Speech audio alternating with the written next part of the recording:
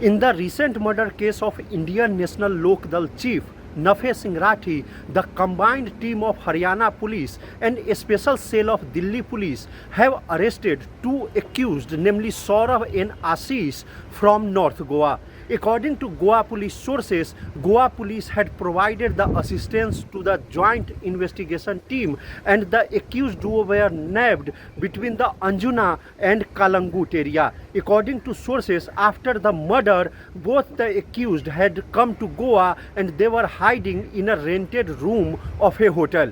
And later on the basis of technical surveillance done by a special cell of Delhi police, the combined investigation team of Haryana police and Delhi police has succeeded to arrest both the accused. According to sources, Saurav was driving the I-10 car which was used in the killing of Nabbed Singh Rathee, and the Ashish was the active shooter.